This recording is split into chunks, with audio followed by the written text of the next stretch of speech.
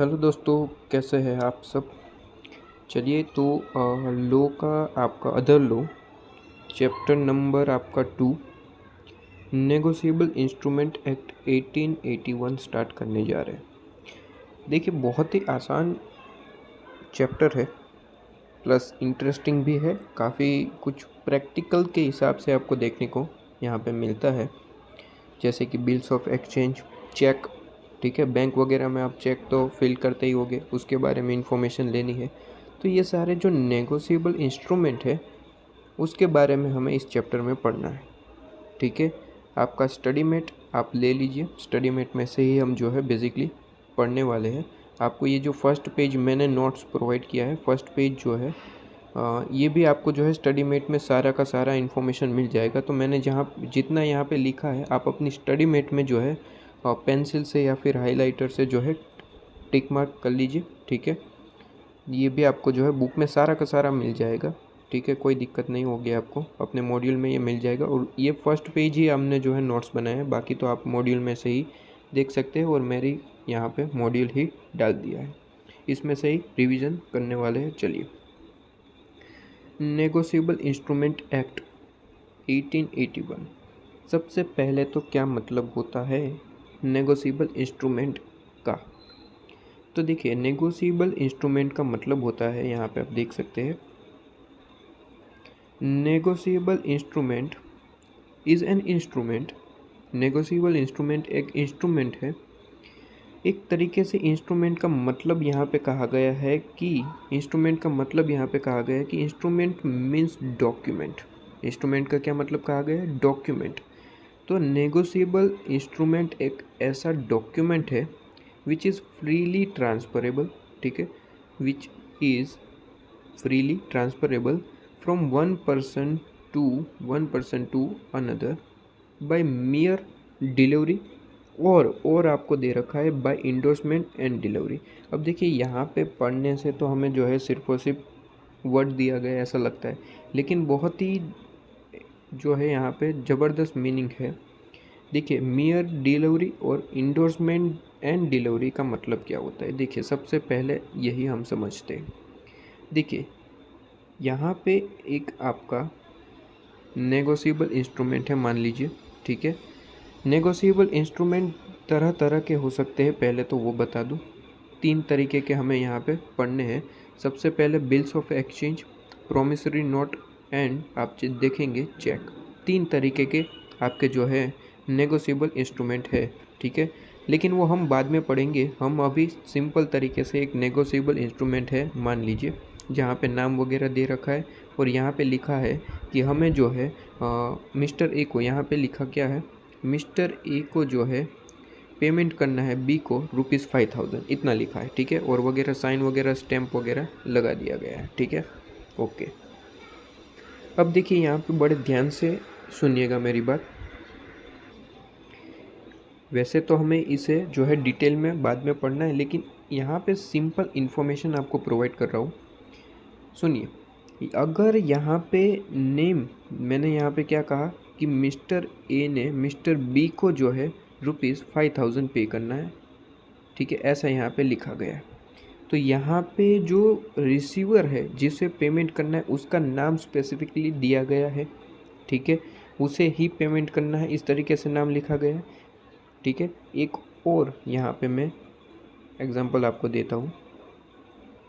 क्या एग्जांपल है, देखिए ज़रा। मिस्टर ए, यहाँ पे साइन वगैरह सब कुछ डेट वगैरह लिखा गया है। ठीक है, स्टैम्प साइन। ठीक है, लिखा यहाँ पे मेन बात जो है वो करता हूँ। यहाँ पे लिखा गया है कि मिस्टर ए जो है वो पेमेंट करेंगे ₹5000 पे करेंगे।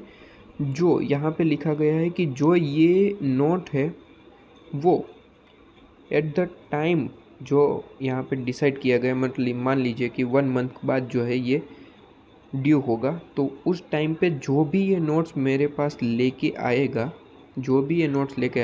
उसे मैं पेमेंट कर दूंगा। पहले में क्या लिखा था, पहले में मुझे जो है यहाँ पे स्पेसिफिक नेम लिखा था कि मिस्टर बी, टाइम ख़त्म होते ही मिस्टर बी ये नोट मेरे पास, मतलब कि मिस्टर ए के पास लेके आएंगे और उन्हें ही ₹5000 में पे करूँगा। यहाँ पे क्या है, यहाँ पे मिस्टर ए ने लिख के मिस्टर बी को दिया है, मिस्टर बी को ही ये दिया है, ठीक है, कोई दिक्कत नहीं है मिस्टर बी को, लेकिन नोट में नाम नहीं लिखा है मिस्टर बी का। मिस्टर ए ने इस तरीके से लिखा है कि जो भी ये नोट मेरे पास लेके आएगा उसे मैं पेमेंट कर दूंगा, ठीक है। कल को मान लीजिए मिस्टर बी के पास से जो है मिस्टर सी ने ये नोट जो है चोरी कर लिया, ठीक है, चोरी कर लिया मिस्टर सी ने। फिर मिस्टर सी जो है क्या ए के पास चले जाएंगे और ये नोट्स दिखाएंगे, तो मिस्टर ए इसे पेमेंट कर देंगे, बिल्कुल कर देंगे, क्योंकि यहाँ पे स्पेसिफिकली लिखा है कि जो भी टाइम ख़त्म होते ही जो भी मेरे पास ये नोट्स लेके आएगा उसे पेमेंट कर दिया जाएगा, ठीक है, उसे पेमेंट कर दिया जाएगा। लेकिन यहाँ पे मान लीजिए मिस्टर बी के पास से मिस्टर सी ने ये नोट जो है, ठीक है, ये नोट जो है ये चोरी कर लिया और फिर ड्यू टाइम पे मिस्टर ए के पास गया, ठीक है, तो क्या मिस्टर ए मिस्टर सी को पेमेंट करेंगे? बिल्कुल भी नहीं, क्योंकि यहाँ पे स्पेसिफिकली लिखा है कि मिस्टर बी को ही ये पेमेंट मिलेगा, ठीक है, मिस्टर बी को ही ये पेमेंट मिलेगा। तो दो तरीके के एग्जांपल मैंने दिए, जहाँ पे एक में स्पेसिफिक नेम लिखा हुआ है और दूसरे में स्पेसिफिक नेम नहीं लिखा है, जो भी लेके आएगा उसे पेमेंट मिल जाएगा, ठीक है। अब बड़े ध्यान से सुनिएगा, जहाँ पे स्पेसिफिक नेम लिखा है उसे हम कहते हैं ऑर्डर इंस्ट्रूमेंट। क्या कहते हैं? Order instrument. जहाँ पे स्पेसिफिक नेम नहीं लिखा है, ठीक है, मतलब कि कोई भी लेके आएगा उसे पेमेंट मिल जाएगा, उसे हम कहते हैं, क्या कहते हैं, उसे हम कहते हैं बियरर इंस्ट्रूमेंट। क्या मेरी बात समझ में आई? इतना समझ में आया, ठीक है। जहाँ पे नेम लिखा हुआ है, स्पेसिफिक ऑर्डर है, मतलब कि इन्हें ही पेमेंट मिलेगा, उसे कहते हैं ऑर्डर इंस्ट्रूमेंट। और जिन्हें नाम नहीं बताया गया, मतलब कोई भी ये नोट्स जो है आके पेमेंट ले जा सकता है, उसे हम कहते हैं बियरर इंस्ट्रूमेंट, ठीक है। तो इससे यहाँ पे क्या लिंक है, सबसे पहले वो बता दो, ठीक है। मैं बताता हूँ कि यहाँ पे ये समझाने का यहाँ पे क्या लिंक है। देखिए यहाँ पे लिंक है ये मेयर डिलीवरी, जो आपको वर्ड दे रखा है, आपको पढ़ने में तो सिंपल सी बात लग रही होगी, लेकिन है थोड़ी सी मेन बात है, थोड़ी सी बड़ी बात है। मेयर डिलीवरी और बाय इंडोर्समेंट एंड डिलीवरी, यहाँ पे दो ऑप्शन है। यहाँ पे कहा गया है कि इंस्ट्रूमेंट एक डॉक्यूमेंट है जो फ्रीली ट्रांसफ़र होता है one person to another person by mere delivery या फिर बाय इंडोर्समेंट एंड डिलीवरी। देखिए यहाँ पे बहुत ही सिंपल सा ये एग्जांपल आप समझ चुके हैं, अब सीधे ही आपको ये वर्ड समझ में आ जाएंगे। देखिए बहुत ही सिंपल तरीके से समझिए मैं क्या कहना चाहता हूँ। ये मिटा दिया मैंने, ठीक है, ओके। अब समझिए मैं क्या कहना चाहता हूँ। अब यहाँ पे देखिए सबसे पहले ये नोट में देखिए, यहाँ पे मिस्टर ए ने लिखा है कि मिस्टर ए जो है मिस्टर बी को ये 5000 रुपीज़ पेमेंट करेंगे 1 मंथ बाद, ऐसा लिखा है, ठीक है। अब मिस्टर बी को जो है मिस्टर बी ने जो है सी को भी पेमेंट करना है, वो भी ₹5000 का ही पेमेंट करना है। तो मिस्टर बी ने सोचा कि यही नोट जो है मैं डायरेक्ट मिस्टर सी को दे देता हूँ, ठीक है। जब भी आपका जो है 1 मंथ ख़त्म होगा, सी जो है डायरेक्ट ए के पास से अमाउंट ले लेगा, मेरा काम ख़त्म हो गया, ठीक है। बी कह रहा है कि मुझे ए के पास से 5000 लेने हैं और सी को देने हैं, तो डायरेक्टली सी को ही मैं ये नोट दे देता हूँ, तो 1 मंथ के बाद जो है सी डायरेक्ट ए के पास से अमाउंट कलेक्ट कर लेगा, ठीक है। तो लायबिलिटी ख़त्म। तो ऐसा यहाँ पे कहा गया है। तो ये नोट अगर सी को दे देंगे सीधे सीधे, तो क्या मिस्टर ए 1 मंथ बाद सी को पेमेंट करेंगे? Answer is no. क्यों? क्योंकि आपका यहाँ पे जो नोट है वहाँ पे नेम किसका लिखा हुआ है? नेम मिस्टर बी का लिखा हुआ है, ठीक है। और ये सी जो है ये नोट मिस्टर ए के पास लेके जाएंगे, तो मिस्टर ए पेमेंट करने से मना कर देंगे। तो इसका क्या सॉल्यूशन है? मिस्टर बी जो है मतलब अपने पास ही रखना पड़ेगा ये नोट 1 मंथ के बाद? ऐसा नहीं है। अगर मिस्टर बी देना चाहते हैं मिस्टर सी को ये नोट, तो उन्हें क्या करना होगा? उन्हें कुछ नहीं, ज़्यादा कुछ नहीं करना होगा। उन्हें यहाँ पे लिखना होगा, क्या लिखना होगा? यहाँ पे लिखना होगा कि ये जो नोट है वो मिस्टर सी को अब प्रोवाइड कर दिया गया है और उन्हें मिस्टर बी को जो है यहाँ पे साइन भी करना होगा। दो चीज़ें, मिस्टर सी मतलब कि जिन्हें ये एंडोर्स किया गया है, इसे वर्ड इंग्लिश आपका जो लॉ में क्या कहते हैं, एंडोर्समेंट। एंडोर्समेंट का मतलब होता है कि आपने भी फर्दर किसी को जो है इसे ट्रांसफ़र किया है, ठीक है, फर्दर ट्रांसफ़र किया है, इसे कहते हैं इंडोर्समेंट। तो अगर आपने इंडोर्समेंट किया है तो आप यहाँ पे इंडोर्समेंट, जिसे भी इंडोर्समेंट किया है उसका नाम और यहाँ पे साइन करेंगे, ठीक है। तो यहाँ पे जो है इंडोर्समेंट आपका हुआ किस तरीके से, आपने सबसे पहले यहाँ पे इंडोर्समेंट वगैरह किया, ठीक है, और उसके बाद फिर आपको जो है आपने मिस्टर बी ने क्या किया, डिलीवरी की किसको, सी को। सबसे पहले इंडोर्समेंट की सारी इन्फॉर्मेशन यहाँ पे फिलअप की, उसके बाद डिलीवरी हुई मिस्टर सी को, ठीक है, ये नोट की। लेकिन दूसरे एग्जाम्पल में मान लीजिए मिस्टर बी के पास था ये नोट और उन्हें भी मिस्टर सी को जो है देना था, तो क्या यहाँ पे कुछ वगैरह लिखना पड़ेगा कि ये जो नोट है वो मिस्टर सी को मैं दे रहा हूँ? आप ही सोचिए। बिल्कुल भी नहीं देना पड़ेगा, बिल्कुल भी यहाँ पे कुछ भी नहीं लिखना पड़ेगा, क्योंकि यहाँ पे नेम ही डिस्क्लोज नहीं है कि किसे पेमेंट करना है। ये तो नोट की ड्यू डेट पे जो है जो भी ए के पास जाएगा उन्हें पेमेंट मिल जाएगा। तो मिस्टर बी को यहाँ पे सिर्फ और सिर्फ क्या ज़रूरत है, सिर्फ और सिर्फ यहाँ पे डिलीवरी की ज़रूरत है। क्या मेरी बात आपको समझ में आ रही है? सिर्फ और सिर्फ जो है डिलीवरी की ज़रूरत है, यहाँ पे इंडोर्समेंट की ज़रूरत नहीं है, यहाँ पे कुछ भी लिखने की ज़रूरत नहीं है। जबकि यहाँ पे नेम डिस्क्लोज था, इस वजह से जिसका नेम था, यहाँ पे किसका नेम है, बी का, तो बी को यहाँ पे साइन करनी है, प्लस किसे पेमेंट करना है, किसे वो ये ट्रांसफ़र कर रहे, इंडोर्समेंट किसे कर रहे, उसका भी इंफॉर्मेशन लिखना पड़ता। लेकिन यहाँ पे नेम नहीं है, ठीक है, जो भी लेके आएगा ये नोट मिस्टर ए उसे पेमेंट कर देंगे, काम ख़त्म, ठीक है। तो यहाँ पे क्या है, इंडोर्समेंट प्लस डिलीवरी है और यहाँ पे सिर्फ और सिर्फ डिलीवरी है, ठीक है। बियरर चेक, जो बियरर इंस्ट्रूमेंट है वहाँ पे सिर्फ और सिर्फ आपको डिलीवरी देखने को मिलती है। क्यों? क्योंकि यहाँ पे नेम डिस्क्लोज नहीं होता है।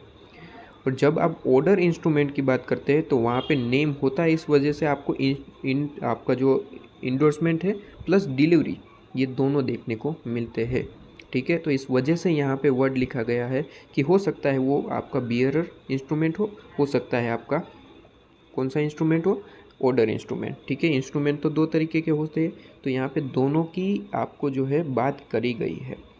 तो negotiable instrument is an instrument, ठीक है, which is freely transfer by customer of trade from one person to another by mere delivery. या हो सकता है वो जो है बियरर आपका इंस्ट्रूमेंट है तो सिर्फ और सिर्फ डिलीवरी की ज़रूरत होगी, ठीक है।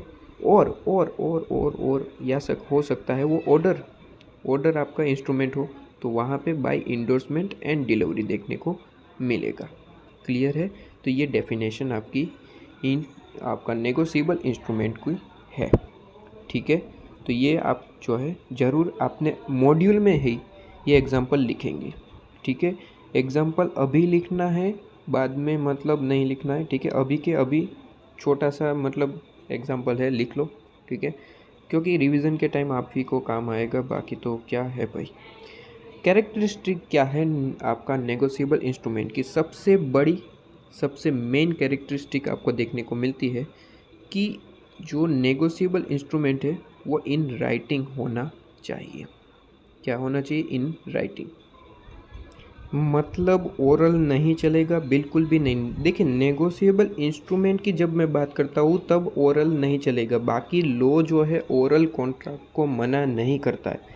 आप फाउंडेशन में लॉ में पढ़ के आ रहे हैं कि कॉन्ट्रैक्ट में भी ओरल और में भी इन राइटिंग, ठीक है। ओरल भी चल सकता है लेकिन negotiable instrument must be in writing, ठीक है। उसके बाद हमने यहाँ पे एग्जांपल में ही देखा कि भैया साइन वगैरह होना चाहिए, ठीक है। साइन वगैरह तो सबसे पहले देखिए यहाँ पे जो छोटी सी यहाँ पे देख रहे हैं ना, जिसने भी यहाँ पे नेगोशिएबल बनाया है वहाँ पे आपको साइन करना पड़ेगा, ठीक है। तो वहाँ पे साइन वगैरह होना चाहिए, सेकेंड, ठीक है। इसके बाद freely transferable from one person to another person, ठीक है। ये हमने सारा एग्जाम्पल के साथ देखा, इस वजह से यहाँ पे आपको डायरेक्टली समझ में आ रहा होगा। Holders title is free from defect, कोई भी किसी भी तरीके का फ्रॉड वगैरह डिफेक्ट वगैरह नहीं होना चाहिए, ठीक है। फिर यहाँ पे कहा गया है can be transfer any number of time till it's satisfaction. देखिए बहुत ही सिंपल सी बात करिए, यहाँ पे मान लीजिए मिस्टर सी को ट्रांसफ़र किया था ना मिस्टर बी ने, अब मिस्टर सी चाहते हैं कि वो डी को ट्रांसफ़र करे, ठीक है, तो कर सकते हैं, जहाँ जी बिल्कुल कर सकते हैं। फिर डी चाहता है कि मिस्टर ई को ट्रांसफ़र कर दे, तो क्या हो सकता है, बिल्कुल। कितनी बार ये ट्रांसफ़र हो सकता है, अनलिमिटेड टाइम। बस लिमिट आपको देखनी है कि ये जो आपका इंस्ट्रूमेंट है उसका टाइम लिमिट ख़त्म ना हो जाए, मतलब कि 1 मंथ का टाइम लिमिट है, 1 मंथ के बाद तो पेमेंट ख़त्म, बात ख़त्म, ठीक है। तो 1 मंथ में आप जितना भी मतलब ट्रांसफ़र करना चाहते हैं कर सकते हैं, कोई दिक्कत वाली बात नहीं है। जैसे ही 1 मंथ ख़त्म, यहाँ पे जो भी ओनर होगा उसे ये पेमेंट मिल जाएगा, ठीक है। ओके, तो यहाँ पे कोई लिमिट नहीं है, अब जितना चाहे ट्रांसफ़र कर लो, ठीक है। ये 5th पॉइंट था। इसके बाद every negotiable instrument must contain an unconditional promise. सीधी सी बात है, अगर आप प्रॉमिस कर रहे हैं तो वो अनकंडीशनल होना चाहिए, और ऑर्डर टू पे मनी। अब यहाँ पे बड़े ध्यान से सुनिएगा, इंस्ट्रूमेंट बनाया, ठीक है, और लिखा गया है कि ए जो है 1 मंथ बाद बी को गधा देगा, गधा, डोंकी। ये क्या, ये मतलब क्या है, ये मतलब ये नेगोशिएबल इंस्ट्रूमेंट है? बिल्कुल भी नहीं। यहाँ पे कहा गया है कि यहाँ पे बात किसकी, नेगोशिएबल इंस्ट्रूमेंट में बात किसकी होनी चाहिए, सिर्फ और सिर्फ मनी की बात होनी चाहिए। आप हाथी, घोड़ा, गधा वगैरह जो है नहीं ला सकते ठीक है, ओके। इसके बाद प्रॉमिस जो है वो अनकंडीशनल होना चाहिए। अनकंडीशनल मतलब मैंने यहाँ पे देख लीजिए, यहाँ पे मैं कह रहा हूँ कि मतलब मैंने यहाँ पे एक इंस्ट्रूमेंट बनाया जिसमें लिखा है कि जिस दिन बारिश इतनी ज़्यादा होगी कि लोग जो है आधे डूब जाएंगे, तब मैं पेमेंट करूँगा। मतलब ये क्या है, ठीक है, ये कोई मतलब कंडीशन है? आपको भी समझ में आता है, ये थोड़ी ना ये कोई लेवल है, ठीक है। तो ये सीधी सी बात है कि प्रॉमिस जो है वो कंडीशनल होना चाहिए। जैसे कि कंडीशनल आप सॉरी अनकंडीशनल होना चाहिए, कंडीशन जो है इसमें होनी नहीं चाहिए। जैसे कि 2-3 कंडीशन चल सकती है। कैसी कंडीशन? टाइम की कंडीशन, मतलब कि 1 मंथ बाद पे करेंगे, हाँ ये लो अलो करता है, आपका जो ये इंस्ट्रूमेंट एक्ट है वो भी अलो करता है। डेट की कंडीशन, मतलब कि मान लीजिए अगर कहा गया है नेगोशिएबल इंस्ट्रूमेंट की कि ए बी को पेमेंट करेगा कब, जब ए के फादर की डेथ होगी, तो ये जो है नेगोशिएबल इंस्ट्रूमेंट अलो करता है, ठीक है। ये अलो करता है, क्यों करता है ऐसा मत कीजिए ये अलो किया गया है इस वजह से, ये यहाँ पे कोई दिक्कत नहीं है, ठीक है। ये डेथ और टाइम, ये दोनों चीज़ें जो है नेगोशिएबल इंस्ट्रूमेंट ने अलो की है। इसके अलावा जो है कोई चीज़ है तो आप इसे अलो नहीं करेंगे, ठीक है। उसे आप जो है कंडीशनल मान के इनवैलिड ठहराएंगे, ठीक है। उसके बाद यहाँ पे नेक्स्ट पॉइंट की बात करें तो the sum payment payable, the time of payment, the payee must be certain. The sum payable, the time of payment, the payee must be certain. मतलब देखिए, अगर आपने कहा है कि पेमेंट 1 मंथ का बाद करना है तो मतलब आपने लिखना पड़ेगा कि 1 मंथ बाद करूँगा। अगर यहाँ पे एम जो ए है ना, एम नहीं है ए है, तो ए ने मतलब लिख दिया कि भैया 5,000 मैं बी को पे करूँगा, लेकिन कब करूँगा पता नहीं, तो ये नेगोशिएबल इंस्ट्रूमेंट नहीं है। दूसरा एग्जांपल, ए ने कहा कि मैं 1 मंथ बाद पेमेंट करूँगा, मनी ही पेमेंट करूँगा, लेकिन कितना पेमेंट करूँगा वो पता नहीं, ये थोड़ी ना नेगोशिएबल इंस्ट्रूमेंट है। यहाँ पे देखिए क्या लिखा है, यह लिखा है कि भैया सबसे पहले तो आपका सम जो है पेबल वो सर्टेन होना चाहिए, मतलब कि 5,000 रुपीज़ आपको पे करना है तो लिखो उसमें कि 5,000 रुपीज़ आप पे करेंगे।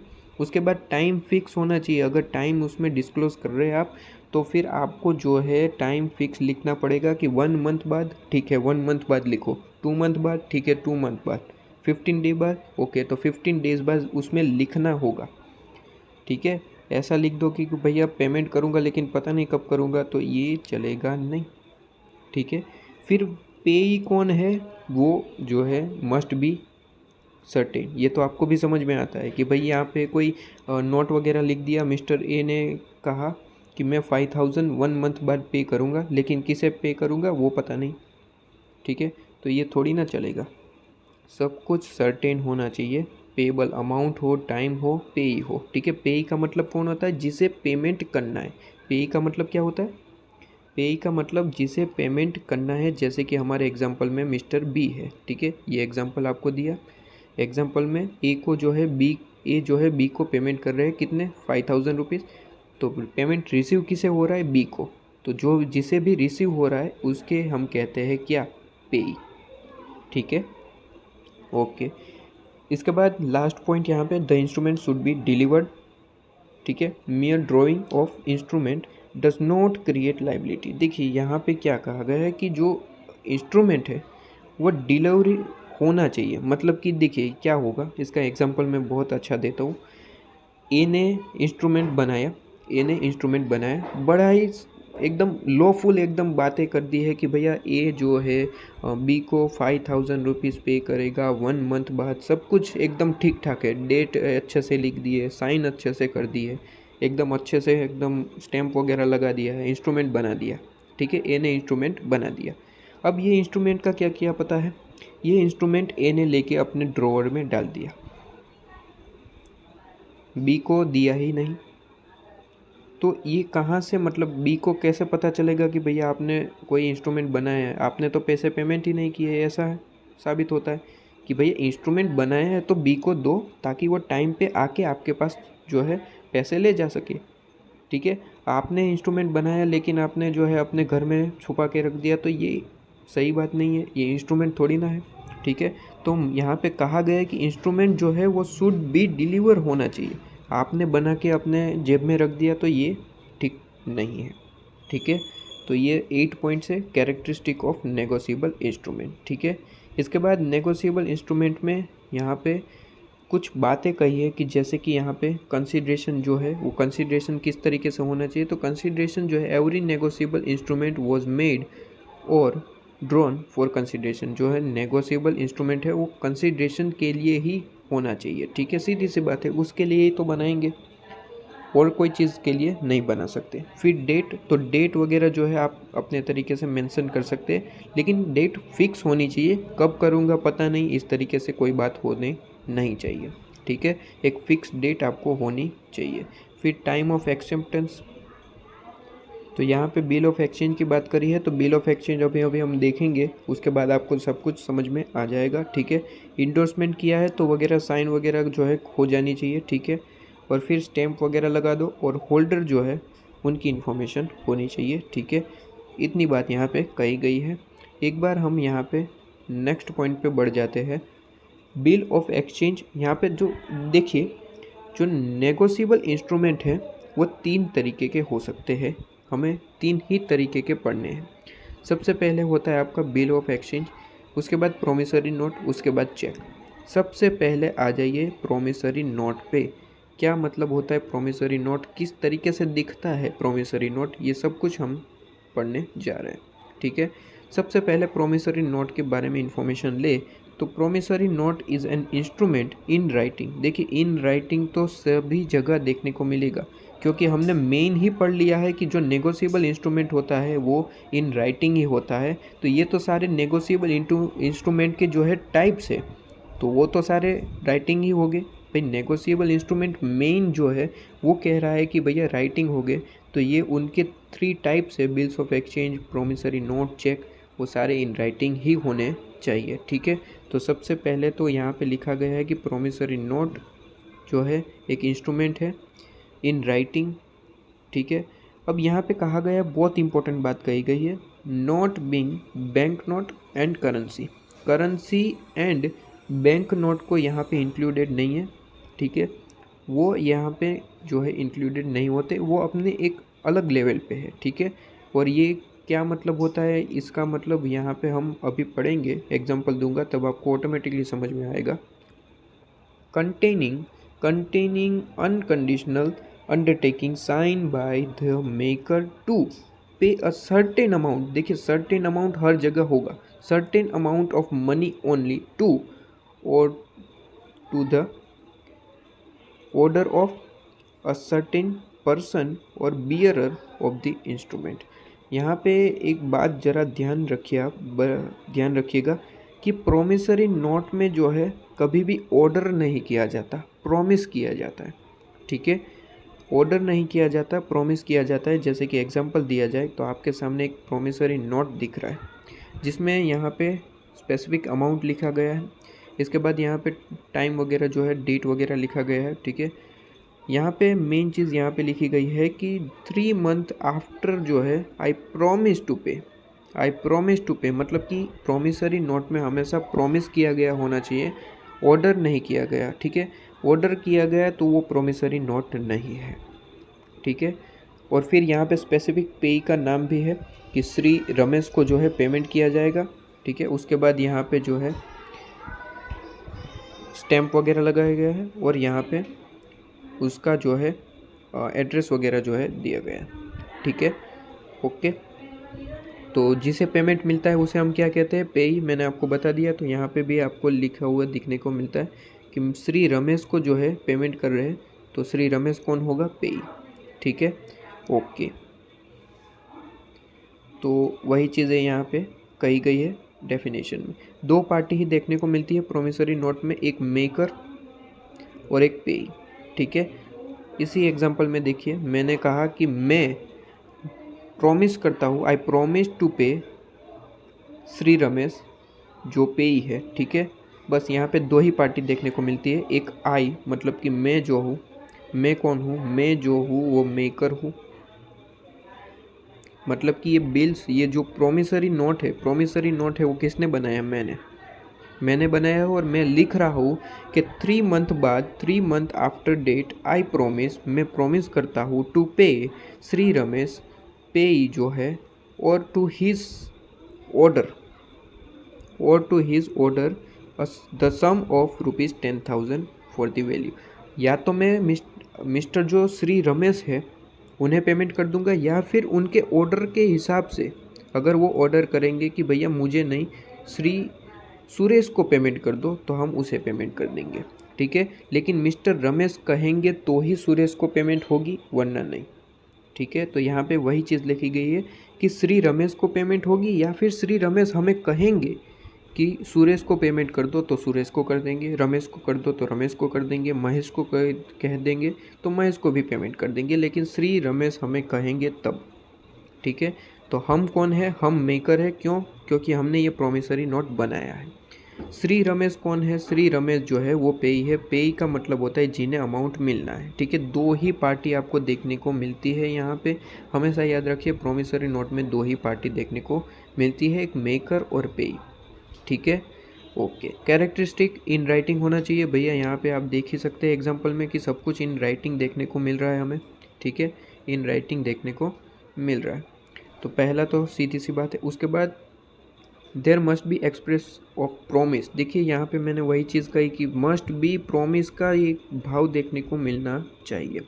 ठीक है, तो प्रोमिसरी नोट में हमेशा आप देखिए प्रोमिस आपको जो है देखने को मिलेगा। इसके बाद नेक्स्ट पॉइंट, प्रोमिस टू पे should be definite and unconditional. Unconditional होना चाहिए। ठीक है, यहाँ पे किसी भी तरीके की कंडीशन नहीं होनी चाहिए, और अमाउंट जो है वो फिक्स होना चाहिए। कितना पे करूँगा पता नहीं, इस तरीके की किसी भी तरीके की नोट वैलिड नहीं है। ठीक है, अनकंडीशनल का मतलब यहाँ पे भी मैं समझा चुका हूँ। ठीक है, किसी भी तरीके की कंडीशन आपका जो है एक्सेप्टेबल नहीं होगा। इसके बाद should be sign, must be sign, sign किया होना चाहिए। ठीक है, तो आपने जो जिसने भी बनाया है वो अपनी साइन भी करेगा। ठीक है, तो वो साइन होना चाहिए। साइन वगैरह नहीं होगा तो वो वैलिड माना नहीं जाएगा। ठीक है, तो वही चीज़ यहाँ पे कही गई है कि साइन नहीं किया तो उसे इनकम्प्लीट माना जाएगा, इनएफेक्टिव जो है माना जाएगा। ठीक है, point number E, promise to pay money only. वही मैंने कहा कि हाथी घोड़ा गधा जो भी है वो अगर देने का वादा किया गया है, प्रॉमिस किया गया है, तो वो प्रोमिसरी नोट माना नहीं जाएगा। सिर्फ और सिर्फ मनी पेमेंट की ही प्रॉमिस होनी चाहिए, इस तरीके की यहाँ पे बात करी गई है। और सर्टेन अमाउंट होना चाहिए। ठीक है, यहाँ पे जैसे कि लिखा गया है 10,000 अमाउंट पे किया जाएगा, तो 10,000 ऐसा लिखा होना चाहिए, कितना पे करेंगे पता नहीं, ऐसा चलेगा नहीं। इसके बाद मेकर एंड पेई मस्ट बी सर्टेन, सर्टेन होने चाहिए, मतलब कि मैं मेकर हूँ तो मैं भी सर्टेन हूँ, ठीक है, और पेई भी सर्टेन है, नाम भी लिखा हुआ है श्री रमेश, ठीक है। ऐसा नहीं चलेगा कि मैं पेमेंट करूँगा ₹10,000 का लेकिन किसे करूँगा वो पता नहीं है, ऐसा वैलिड नहीं है। जिसे भी पेमेंट करना है उसका भी आपको इन्फॉर्मेशन लिखना पड़ेगा, ठीक है, ओके। उसके बाद नेक्स्ट पॉइंट कौन सा है, उसके बाद नेक्स्ट पॉइंट है मेकर एंड पेई मस्ट बी सर्टेन, वो हमने कर लिया। लास्ट पॉइंट है promissory note must be properly stamp, stamp लगा हुआ होना चाहिए, स्टैम्प एक्ट के हिसाब से होता है, बेसिकली स्टैम्प एक्ट हमें पढ़ना नहीं है, हमारे सिलेबस का पार्ट नहीं है, इस वजह से आपको जो है उसमें ज़्यादा इन्फॉर्मेशन कलेक्ट करने की ज़रूरत भी नहीं है। आप सिंपली इतना समझिए कि प्रोमिसरी नोट आपने पूरे का पूरा बना दिया, फिर आपको जो है स्टैम्प लगाना ज़रूरी है, तभी उसे जो है लॉफुली वैलिड माना जाएगा, ठीक है। स्टैम्प वगैरह में थोड़े बहुत चार्ज होते हैं, ठीक है, तो वो चार्ज पे करके आपको जो है स्टैम्प वगैरह लगवाना पड़ेगा, तभी उसे जो है वैलिड प्रोमिसरी नोट माना जाएगा, ठीक है, और आप जो है इसे इन्फोर्स करवा सकते हैं, ओके। तो वही चीज़ें हैं यहाँ पे कि बस वही चीज़ें हैं, ठीक है। तो यहाँ पे आपका जो है प्रोमिसरी नोट ख़त्म होता है। प्रोमिसरी नोट में आपकी इतनी ही इन्फॉर्मेशन, प्रोमिसरी नोट एक बार फिर से रिवाइज कर ले तो प्रोमिसरी नोट एक इंस्ट्रूमेंट है जिसमें अनकंडीशनल अंडरटेकिंग की जाती है और मेकर अपनी साइन करता है, ठीक है। मेकर मतलब कि ये मैंने बनाया है तो मैं अपनी यहाँ पे साइन करूँगा, ठीक है, और ये साइन हो गई, तो यहाँ पे साइन होनी चाहिए।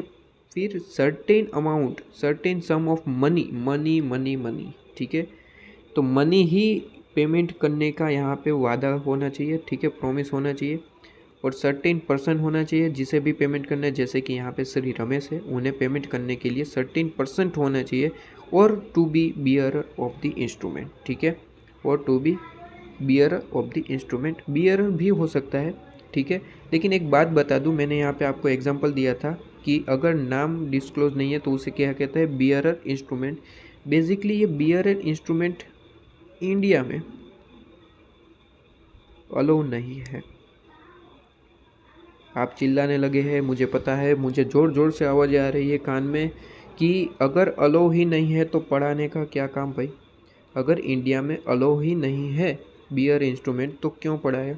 देखिए इसका कारण समझिए, ये नेगोशिएबल इंस्ट्रूमेंट एक्ट है ना, ये मना नहीं कर रहा है कि बियरर आपका इंस्ट्रूमेंट वैलिड नहीं है, ये तो ये कह रहा है कि भैया दोनों वैलिड है, order instrument and bearer instrument दोनों ही वैलिड है, ये कह रहा है।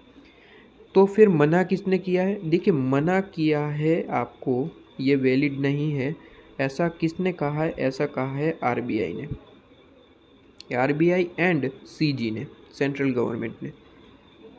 क्यों कहा है, देखिए क्यों कहा है ये सिलेबस का पार्ट नहीं है, फिर भी आपके मन में मतलब इतने सारे क्वेश्चन होते हैं कि मतलब इसके बिना तो आप आगे ही नहीं बढ़ सकते, तो फिर भी आपको जो है बता दूं कि क्यों मना किया गया है। देखिए इसलिए मना किया गया है क्योंकि आप देखिए ये एक तरीके से आपका जो करेंसी है, मतलब कि आपकी जेब में जो वॉलेट में जो अमाउंट पड़ा हुआ था, ठीक है, 2000 की नोट है, 500 की नोट है, 10 रुपये की नोट है, ये इसी तरीके का वर्क करता है भाई। वो 2000 की आपके जेब में जो नोट पड़ी हुई है, ठीक है, वो आपकी जेब से गिर जाती है, कोई और उठा लेगा तो क्या उसका यूज़ वो कर पाएगा, सीधी सी बात है, हाँ कर पाएगा। तो ये भी कुछ इसी तरीके की नोट है भाई, ए ने बनाया था, ठीक है, ए ने ये नोट बनाया था, नाम डिस्क्लोज नहीं है, बी को वो दे दिया, बी के पास से सी ने चोरी कर लिया, और सी ने फिर कल को ए के पास से आके जो है अमाउंट कलेक्ट कर लिया, तो क्या ये वैलिड होगा, बिल्कुल वैलिड होगा, क्योंकि इसका काम ही यही है। बियरर इंस्ट्रूमेंट का मतलब ही होता है कि किसे पेमेंट करना है वो फिक्स नहीं है, लेकिन जो भी ये नोट लेके आएगा उसे पेमेंट मिल जाएगा, ठीक है। तो ये इस तरीके की बात होने के कारण आरबीआई ने ना बोल दिया है कि भैया ये बियरर इंस्ट्रूमेंट हमारे इंडिया में वैलिड नहीं है। क्यों वैलिड नहीं है, क्योंकि हर कोई मतलब कि देखिए बड़े बड़े पर्सन है, अंबानी हो गया, टाटा हो गया, तो वो तो अपनी करेंसी निकाल लेंगे भाई। अगर ये वैलिड होगा तो कल को तो अंबानी की अलग करेंसी होगी, टाटा की अलग करेंसी देखने को मिलेगी। आपके सोसाइटी के आगे जो ये दुकान खड़ी करके बैठता है आदमी, वो भी अपनी दुकान के लिए अलग करेंसी बना के बैठा हुआ होगा। ठीक है, तो कल को आपको उसके पास से मान लीजिए दूध लेना है, कोई और चीज़ें लेनी है, तो उसकी करेंसी लेके जाना पड़ेगा, है ना। तो इस तरीके का ना हो, हर कोई अपनी करेंसी ना बना पाए, इस वजह से आरबीआई ने सीजी ने मना कर दिया है कि बियरर इंस्ट्रूमेंट वैलिड नहीं होगा। ठीक है, सिर्फ और सिर्फ ऑर्डर इंस्ट्रूमेंट वैलिड होगा, लेकिन नेगोशिएबल इंस्ट्रूमेंट एक्ट मना नहीं करता। ठीक है, ये मना किसने किया है? आरबीआई और सीजी ने। नेगोशिएबल इंस्ट्रूमेंट ने तो दोनों ही वैलिड बोले हैं। ठीक है, इस वजह से हम यहाँ पे दोनों ही पढ़ने को मिलते हैं। ठीक है, तो सबसे बड़ा ये जो आपका प्रश्न था कि दोनों अगर बियरर इंस्ट्रूमेंट वैलिड ही नहीं है तो पढ़ाया क्यों? क्योंकि ये हम कौन सा चैप्टर पढ़ रहे हैं? नेगोशिएबल इंस्ट्रूमेंट एक्ट, और वो मना नहीं कर रहा है, इस वजह से हमें तो दोनों ही पढ़ने हैं। ठीक है, इस वजह से आपको पढ़ाया गया। तो इसी तरीके की यहाँ पे है कि और टू बियरर इंस्ट्रूमेंट यहाँ पे देख सकते हैं। ठीक है, इसके बाद यहाँ पे दो पार्टी देखने को मिलती है, एक मेकर और पेई। बेसिकली यहाँ पे दो ही पार्टी देखने को मिलती है, मेकर और पेई। ठीक है, प्रोमिसरी नोट में सिर्फ और सिर्फ दो ही पार्टी देखने को मिलती है। इसके बाद कुछ कैरेक्टरिस्टिक हमने पढ़ी। ठीक है, बहुत ही जनरल कैरेक्टरिस्टिक थी, आपको यहाँ पे याद करने की भी ज़रूरत नहीं पड़ी होगी। बहुत ही सिंपल सी बात यहाँ पे करी गई थी कि भैया सर्टेन अमाउंट होना चाहिए, नेम डिस्क्लोज होना चाहिए, पेई जो है वो सर्टेन होना चाहिए, स्टैंप वगैरह लगा दो, साइन कर दो। ठीक है, बहुत ही सिंपल सी बात थी। तो पहला हमारा जो ये पार्ट था प्रोमिसरी नोट, वो ख़त्म हुआ।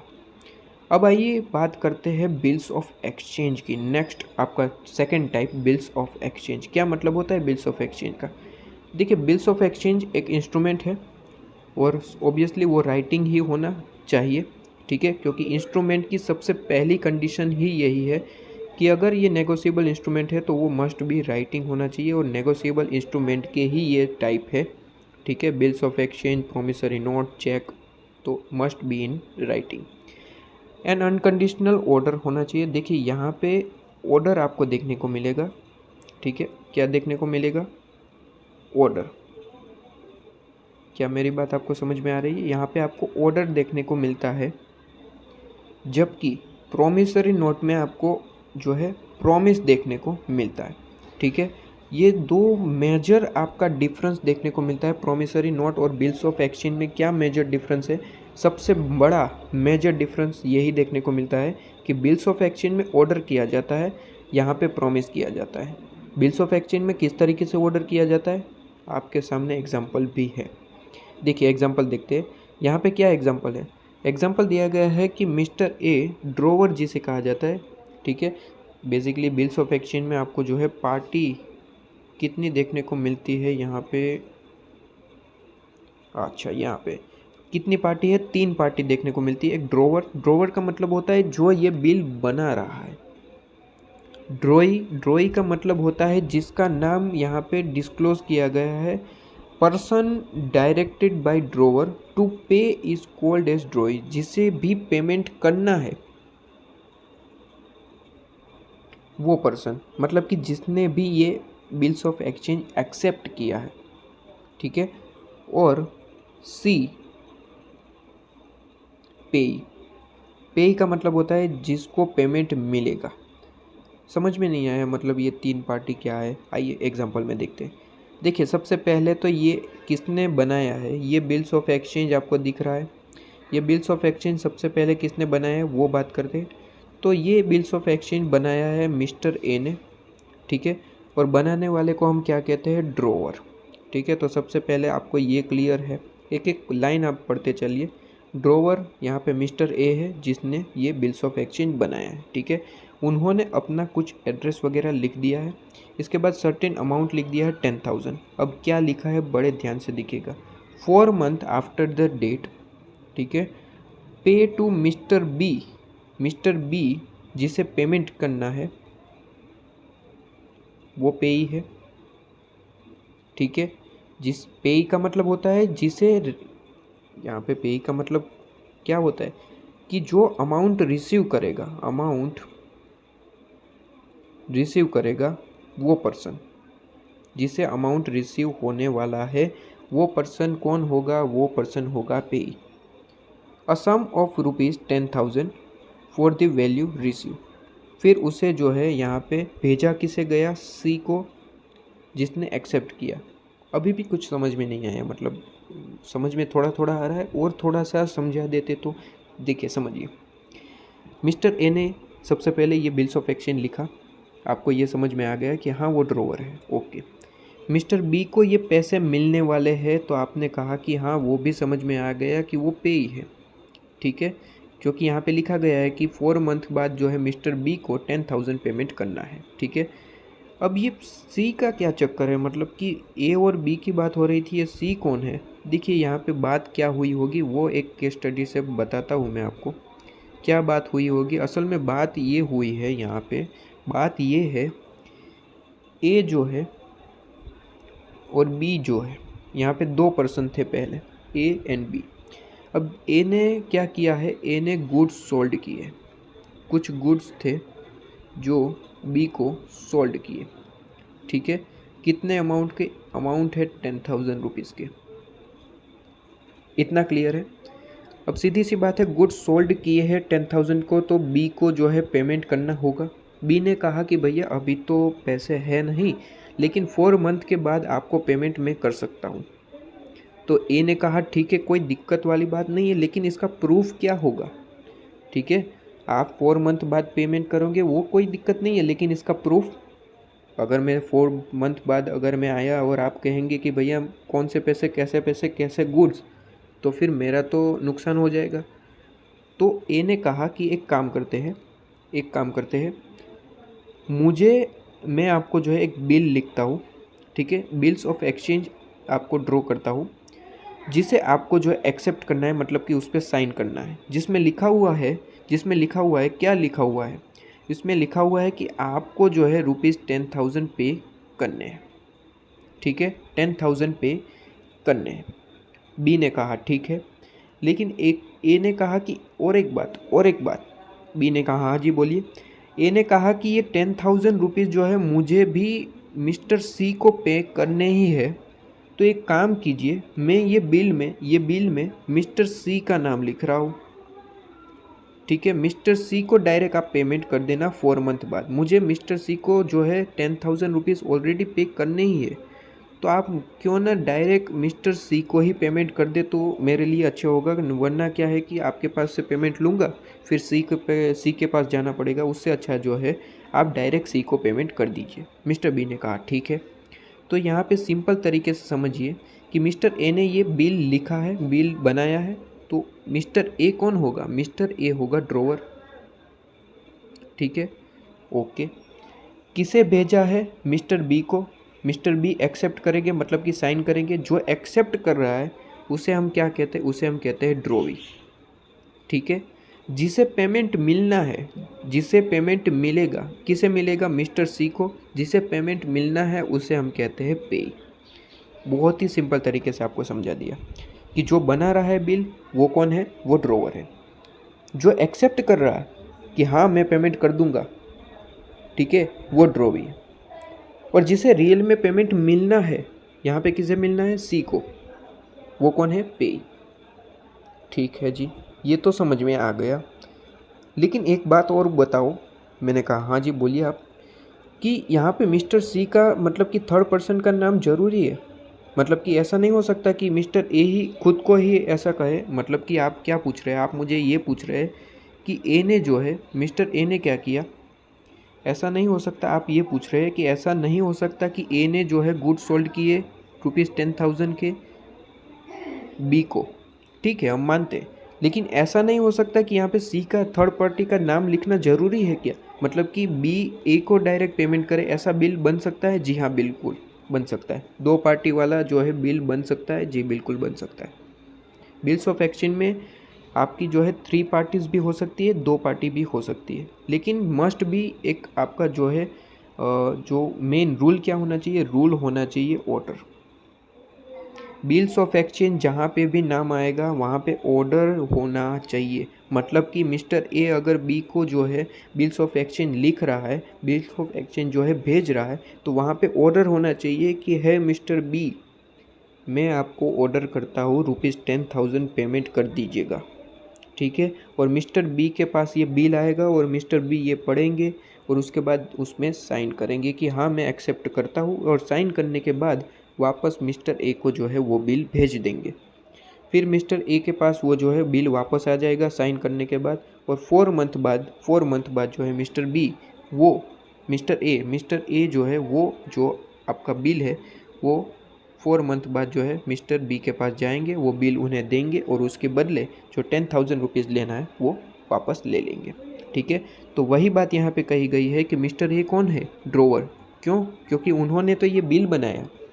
बिल बना के किसे भेजा है? बिल बना के भेजा है मिस्टर बी को। कहाँ चले गए बी? अच्छा यहाँ है। मिस्टर बी को जो है भेजा है, यहाँ पे हमारे एग्जाम्पल के हिसाब से यहाँ पे सी है और यहाँ पे हमारा बी है, ठीक है। हमारे एग्जाम्पल के हिसाब से चले, मिस्टर ए ने बिल बनाया है, कौन है? ड्रोवर। ये समझ में आ गया। किसने एक्सेप्ट किया है? ड्रॉई ने। कौन है यहाँ पे हमारे एग्जाम्पल के हिसाब से? हमारे एग्जाम्पल के हिसाब से ड्रॉई कौन है? Mister B. तो यहाँ पे मिस्टर बी आपको देखने को मिल रहे, उन्होंने एक्सेप्ट किया है, उन्होंने साइन किया है, ठीक है। अब यहाँ पे लिखा क्या गया है? किसे पेमेंट करना है? सी को पेमेंट कर देना भाई 4 मंथ बाद। कितना? 10,000 रुपीज़। तो यहाँ पे सी कौन है? पेई। बी कौन है? ड्रॉई। ए कौन है? ड्रोवर। क्लियर है? देखिए बहुत मेहनत की है आपको समझाने में, अब समझ में आ ही जाना चाहिए, ठीक है। तो 3 पार्टी आपको बेसिकली देखने को मिलती है, ड्रोवर, ड्रॉई एंड पेई। अब आपको यहाँ पे क्वेश्चन हो सकता है कि क्या 2 पार्टी हो सकती है, मतलब कि ड्रोवर ही पेई हो सकता है? तो जी हाँ, ड्रोवर ही पेई हो सकता है। जैसे कि मैंने आपको यहाँ पे एग्जांपल दिया कि यहाँ पे 2 ही पर्सन है, मतलब कि ए ने ही ड्रॉ किया है, मतलब कि वो ड्रोवर भी है, और 4 मंथ बाद बी ही ए को पे करेगा, मतलब कि यहाँ पे पेई भी कौन है? पेई भी कौन है? पेई भी ए ही है। तो क्या ड्रोवर और पेई दो एक पर्सन हो सकते हैं बिल ऑफ एक्सचेंज में? जी हाँ, बिल्कुल हो सकते हैं, ठीक है। लेकिन पार्टी 3 होगी, पार्टी का नाम 3 है, भले ही वो जो है ड्रोवर और पेई जो है दोनों एक ही पर्सन है, ठीक है। ओके, तो यहाँ पे एग्जांपल आपको मैंने दे दिया। कुछ कैरेक्टरिस्टिक है, बहुत ही जनरल कैरेक्टरिस्टिक जो हम पढ़ के आ रहे हैं, सभी जगह एक ही बात करते हैं कि राइटिंग होना चाहिए। फिर यहाँ पे मेन चीज़ क्या है? ऑर्डर, जो मैं आपको कई बार बता चुका। ऑर्डर होना चाहिए। आपको प्रोमिसरी नोट में जो है एक प्रॉमिस देखने को मिलता था, यहाँ पे ऑर्डर होना चाहिए, ठीक है। आप ऑर्डर करेंगे कि भैया मैं आपको ऑर्डर करता हूँ कि 10,000 रुपये जो है 4 मंथ बाद पे कर देना, वो साइन करेगा, ठीक है। ड्रोवर की साइन होनी चाहिए, ड्रॉई की साइन होनी चाहिए, ठीक है, सबकी साइन होनी चाहिए, स्टैम्प वगैरह जो है वो लगा देना, काम ख़त्म, ठीक है। ओके, अब सबसे इम्पोर्टेंट क्वेश्चन है, ठीक है। मार्क कर लीजिएगा अपनी मॉड्यूल में, आपकी मॉड्यूल का ही क्वेश्चन, आपके मॉड्यूल का ही फ़ोटो है, ठीक है। आप देख सकते हैं कि प्रोमिसरी नोट और बिल्स ऑफ एक्सचेंज में क्या डिफरेंस होता है। देखिए डिफरेंस में सबसे पहले आप डेफिनेशन लिखेंगे, आपको मैंने यहाँ पे बता दी है, ठीक है। सबसे मेजर आपको डिफरेंस देखने को मिलेगा कि प्रोमिसरी नोट में जो है प्रॉमिस देखने को मिलता है, ठीक है, प्रॉमिस देखने को मिलता है, और यहाँ पे आपको ऑर्डर देखने को मिलता है। क्लियर है? इसके बाद नेचर क्या है, वही जो देखिए यहाँ पे वो बात कर दी कि नेचर क्या है। यहाँ पे एक तरीके से आपको जो है प्रॉमिस देखने को मिलेगा, यहाँ पे एक तरीके से ऑर्डर देखने को मिलेगा। क्लियर है? ओके, कहाँ पे ऑर्डर देखने को मिलेगा? बिल्स ऑफ एक्सचेंज में। प्रॉमिस कहाँ? प्रोमिसरी नोट में। बेसिकली यहाँ पे 2 पार्टी होती है प्रोमिसरी नोट में, मेकर और पेई, ठीक है। ओनली 2 पार्टी, 2 ही पार्टी होती है। यहाँ पे 3 पार्टी देखने को मिलती है, ड्रोवर, ड्रॉई और पेई। और कई बार जो है ड्रोवर और पेई दोनों एक ही पर्सन हो सकते हैं, ठीक है, कोई दिक्कत वाली बात नहीं है। 3 अलग अलग पर्सन भी हो सकते हैं, या फिर ड्रोवर और पेई जो है वो एक ही पर्सन हो सकते हैं। जैसे कि मैंने यहाँ पे आपको एग्जांपल दिया कि यहाँ पे 3 पर्सन थे, ए बी सी। हो सकता है ए और बी दो के बीच में जो है बिल्स ऑफ एक्सचेंज हो सके, ठीक है। ओके, इसके बाद प्रोमिसरी नोट एक्सेप्टेंस किस तरीके से होगा? तो promissory note does not require any acceptance. देखिए एक्सेप्टेंस किस में करना पड़ेगा, जब ऑर्डर करते। प्रोमिसरी नोट मैंने एग्जांपल आपको दिया प्रोमिसरी नोट में कि प्रोमिसरी नोट, ये एग्जांपल देखिए। एग्जांपल आपने क्या किया कि मैंने जो है श्री रमेश जो है उन्हें ये बिल्स प्रोमिसरी नोट जो है भेजा कि मैं आपको प्रॉमिस करता हूँ कि जो है 10,000 रुपीज़ 1 मंथ 3 मंथ बाद जो है पे कर दूंगा। तो उसमें कोई एक्सेप्टेंस की ज़रूरत नहीं है, ठीक है। मैंने प्रॉमिस कर ही दिया है, फिर आपकी कोई परमिशन की ज़रूरत नहीं है, मैं आपको पेमेंट कर दूंगा। लेकिन यहाँ पे जो ऑर्डर कर रहा है वो क्या बोल रहा है कि है मिस्टर बी, मिस्टर ए ने क्या कहा, है मिस्टर बी तुम 10,000 रुपये 4 मंथ बाद मिस्टर सी को पेमेंट कर देना, ठीक है। ऑर्डर किया है तो मिस्टर बी इसे पढ़ेंगे, साइन करेंगे। साइन करना मतलब कि एक्सेप्ट करेंगे। एक्सेप्ट का मतलब होता है साइन करेंगे, ठीक है। साइन करेंगे और वापस जो है मिस्टर ए को भेज देंगे, ठीक है। तो यहाँ पे ड्रॉवर की भी साइन होती है और फिर मिस्टर बी के पास जब वो बिल्स आएगा तो वो भी अपनी साइन करके वापस भेज देगा मिस्टर ए को, ठीक है। तो इस तरीके से होते हैं। तो प्रोमिसरी नोट में किसी भी तरीके का एक्सेप्टेंस की ज़रूरत नहीं होती है, जबकि यहाँ पे तो एक्सेप्टेंस की ज़रूरत होती है। मान लीजिए आपने मिस्टर बी को ये भेज दिया कि है मिस्टर बी, मिस्टर सी को 10,000 रुपये पे कर देना। अगर मिस्टर बी ने एक्सेप्ट ही नहीं किया तो ये वैलिड नहीं होगा, ये कैंसिल हो जाएगा, इनवैलिड। मिस्टर बी का ज़रूरी है आपका जो है ये बिल एक्सेप्ट करना, ठीक है, ज़रूरी है एक्सेप्ट करना, ओके।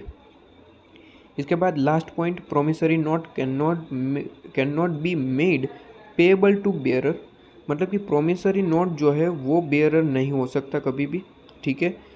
और यहाँ पे जो है कहा गया है कि bills of exchange can be drawn payable to bearer, however it can not be payable to bearer on demand. अब क्या मतलब हुआ इसका? सबसे पहले तो प्रोमिसरी नोट जो है वो बियरर नहीं हो सकता। क्यों? क्योंकि यहाँ पे हमने एक वर्ड लिखा था, कौन सा वहाँ पे ये रहा, ये वर्ड है, ये आप देख सकते हैं। ये क्या लिखा हुआ है, पे मस्ट बी सर्टेन होना चाहिए, ठीक है। बियरर अलो नहीं है, ठीक है। बियरर आप जो है इस तरीके से प्रॉमिस नहीं कर सकते कि मैं प्रॉमिस करता हूँ लेकिन किसे पे करूँगा वो पता नहीं है, ठीक है। हाँ, ये आप कह सकते हैं कि मैं प्रॉमिस करता हूँ श्री रमेश को, या फिर रमेश कहेंगे कि भैया उसको पेमेंट कर दो तो उसे पेमेंट कर दूंगा, इस तरीके का वैलिड है। लेकिन किसी एक का नाम, पेई का नाम जो है आपको लिखना पड़ेगा। फिर पेई का आप अदर जो है इन्फॉर्मेशन आप लिखते हैं कि अगर पेई कहेंगे तो मैं उसे भी पेमेंट कर दूंगा, कोई दिक्कत नहीं है, तो वो वैलिड है। लेकिन किसी एक पेई का तो नाम आपको डिस्क्लोज करना पड़ेगा, ठीक है। सिर्फ आप ये लिख दे कि मैं प्रॉमिस कर रहा हूँ 10,000 लेकिन किसे वो पता नहीं है, तो ये वैलिड नहीं है, ठीक है। तो इस तरीके का बियरर जो है यहाँ पे वैलिड नहीं है प्रोमिसरी नोट में, जबकि बिल्स ऑफ एक्सचेंज में हो सकता है कि वो वैलिड हो। देखिए, on other hand a bills of exchange can be drawn payable to bearer, however it can not be payable to bearer on demand. Bearer on demand का मतलब क्या होता है कि बियरर ऑन डिमांड का मतलब क्या होता है कि जैसे ही आप कभी भी मांग सकते हैं, ठीक है, नो टाइम लिमिट। जबकि बिल्स ऑफ एक्सचेंज जो है वो टाइम लिमिट के लिए बनाया जाता है, जैसे कि 1 मंथ बाद, 2 मंथ बाद आ जाना, 20 डेज़ बाद आ जाना, ठीक है। तो बियरर हो सकता है यहाँ पे, मान लीजिए कि मिस्टर ए ने जो है बिल लिखा है, ठीक है, और लिखा गया है कि 4 मंथ बाद जो आपके पास ये बिल लेके आएंगे आपको जो है पेमेंट कर देना है, ऐसा मिस्टर बी को भेज दिया। मिस्टर बी ने साइन भी कर दिया, ओके, एक्सेप्ट हो गया, ठीक है। तो ये चलेगा कि 4 मंथ बाद जो है ये बिल जो भी लेके आएगा उसे मिस्टर बी को पेमेंट करेगा, मतलब कि बियरर अवेलेबल है। लेकिन यहाँ पे ज़रूरी है कि आपका जो है ऑन डिमांड नहीं होना चाहिए, मतलब कि एक टाइम लिमिट होनी चाहिए। बिल्स ऑफ एक्सचेंज में टाइम लिमिट आपको यहाँ पे देखने को मिलेगी। However it can not be payable to bearer on demand. अगर बियरर है तो बियरर ऑन डिमांड आपको देखने को नहीं मिलेगा, टाइम लिमिट होगी, 1 मंथ बाद आओ, 2 मंथ बाद आओ, 20 डेज़ बाद आओ, ठीक है, ऐसा टाइम लिमिट आपको देखने को मिलेगी। तो ये एक आपको जो है इम्पोर्टेंट क्वेश्चन जो है आपका सॉल्व हो चुका साथ ही साथ। अब हमने यहाँ पे सेकंड जो टाइप था वो भी कंप्लीट कर दिया, बिल्स ऑफ एक्सचेंज। अब आइए चेक पे बात करते हैं कि चेक का क्या मतलब होता है और किस तरीके से होता है। चेक बिल्स ऑफ एक्सचेंज का ही बड़ा भाई है, कौन है? चेक बिल्स ऑफ एक्सचेंज का ही बड़ा भाई है। मतलब आप समझिए, cheque is a bill of exchange. क्या कहा मैंने? Cheque is a bill of exchange drawn on specific banker. सबसे इम्पोर्टेंट जो डेफिनेशन में ये वर्ड है, क्या है? Specific banker. एंड आपको यह मैंने जो है हाईलाइट करके दिखाया है वही लिखना है, payable on demand. And payable on demand and it include the electronic image of a truncated cheque and cheque in electronic form. सबसे पहले ट्रंकेटेड चेक का बाद में बात करते हैं, सबसे पहले स्पेसिफिक बैंकर की बात करते हैं। एक मैंने एग्जांपल आपको यहाँ पे दे रहा हूँ। ए ने जो है बिल ड्रॉ किया, किसे? बी को। मतलब कि ए ड्रॉवर है, ठीक है, और बी ड्रॉई है, ठीक है। बिल में लिखा है ₹10,000 पे करना है आपको, ठीक है। 1 मंथ बाद किसे पेमेंट करना है? सी को पेमेंट कर देना, ऐसा यहाँ पे लिखा गया। ओके, तो ये आपका बिल्स ऑफ एक्सचेंज है, हमें कोई दिक्कत नहीं है, आप मानते हैं बिल्स ऑफ एक्सचेंज है, ठीक है। बिल्स ऑफ एक्सचेंज है, आप खुद मानते हैं कि हाँ जी ये बिल्स ऑफ एक्सचेंज है। एक और एग्जांपल सुनिए। ए ने क्या किया? बिल ड्रॉ किया, मतलब कि बिल ड्रॉ किया है तो ये ड्रॉअर होगा। ए ड्रॉ किस पे किया? बड़े ध्यान से सुनिएगा। ए ने बिल ड्रॉ किया, किसको ड्रॉ किया पता है? ए ने बिल ड्रॉ किया बैंकर को। बैंकर से भी ज़्यादा मैं अच्छे से वर्ड यूज़ करना चाहूँगा, स्पेसिफिक बैंकर। मतलब बैंकर मतलब स्पेसिफिक बैंकर मतलब आपकी बैंक, HDFC, BOI, BOB, ये बैंक पे लिखा जाने वाला जो बिल्स ऑफ एक्सचेंज है उसे हम नाम दे देते हैं, उसे हम नाम क्या देते हैं? चेक। ये दोनों में डिफरेंस समझ रहे? ये भी आपका बिल्स ऑफ एक्सचेंज ही है, ये भी आपका बिल्स ऑफ एक्सचेंज ही है, लेकिन जब आप ये बिल ड्रॉ करते हैं स्पेसिफिक बैंकर पे तो उसे हम जो है बिल्स ऑफ एक्सचेंज को, इस बिल्स ऑफ एक्सचेंज को नाम दे देते हैं चेक, ठीक है। क्या ये मेरी बात समझ में आई? स्पेसिफिक बैंकर को जब आप ये बिल ड्रॉ करते हैं, यहाँ पे क्या होगा? मिस्टर ए ने ड्रॉ किया आपको जो है स्पेसिफिक बैंकर को, कि है स्पेसिफिक बैंकर है मेरे HDFC है, मेरे BOI है, मेरे BOB, काफ़ी सारे और भी बैंक हैं। आपको क्या करना है? मिस्टर सी को जो है 1 मंथ बाद, यहाँ पे लिखेंगे मिस्टर ए कि 1 मंथ बाद ₹10,000 मिस्टर सी को पेमेंट कर देना, ठीक है। तो यहाँ पे ड्रॉ किसको करा गया है? ड्रॉवी कौन है? ड्रॉवी स्पेसिफिक बैंकर है। ड्रॉवी कौन है? स्पेसिफिक बैंकर, ठीक है। और पेई कौन है? पेई कौन है? पेई जिसे अमाउंट रिसीव होने वाला है वो मिस्टर सी है, ठीक है। तो यहाँ पे दोनों में डिफरेंस देखने को मिल रहा है, ठीक है। यहाँ पे कौन था? ड्रॉवी एक कोई भी पर्सन था, अदर पर्सन, मिस्टर बी, लेकिन यहाँ पे स्पेसिफिक बैंकर था। जब भी स्पेसिफिक बैंकर पे ड्रॉन होता है बिल, उसे हम कह देते हैं कि वो चेक है, ठीक है। इसलिए यहाँ पे वर्ड क्या यूज़ किया गया? चेक जो है एक तरीके का बिल्स ऑफ एक्सचेंज ही है। Cheque is a bills of exchange drawn on specified banker, ठीक है। And payable on demand and it include the electronic image.